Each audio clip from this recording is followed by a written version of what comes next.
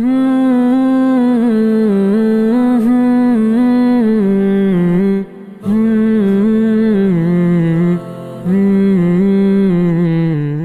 صاحب نے سوال کیا کہ کیا دکان میں شیو ریزر بیچنا اور رکھنا جائز ہے یا جائز نہیں ہے؟ رکھ سکتے ہیں، بیچ سکتے ہیں، اس لیے کہ یہ ایسی چیز ہے اس کا جائز استعمال بھی ہے، تو ہر وہ چیز جس کا جائز استعمال بھی ممکن ہو اور استعمال ہو سکتا ہو تو اس کو بیچنے میں کوئی حرج نہیں، بالکل جائز ہے۔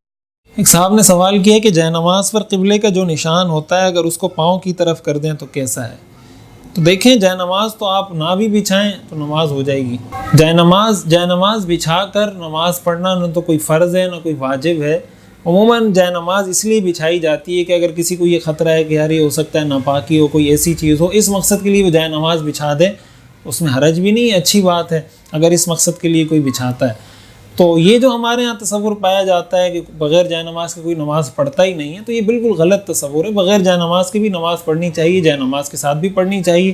جے نماز کا سرا چاہے اس طرف ہو یا اس طرف ہو، دونوں صورتوں میں اس میں نماز پڑھی جا سکتی ہے۔ البتہ جب ایک چیز اس مقصد کے لیے بنائی گئی ہے اور اس کے لیے ایک نشان دیا ہوا ہے، محراب بنایا ہوا ہے کہ اس کا رخ یوں کرنا چاہیے، تو شریعت یہ کہتی ہے جو چیز جیسی ہونی چاہیے اس کو ویسے ہی رکھیں۔ اب آپ کو کیا ضرورت پڑی ہے کہ آپ جے نماز الٹی بچھا کے نماز پڑھ رہے ہیں؟ تو یہ خلاف فطرت عمل ہے، اس طرح کی چیزوں کو شریعت پسند نہیں کرتی۔ جہاں تک نماز کا تعلق ہے، نماز تو ہو جائے گی، جے نماز کے بغیر بھی ہو جائے گی، اس کے ساتھ بھی ہو جائے گی۔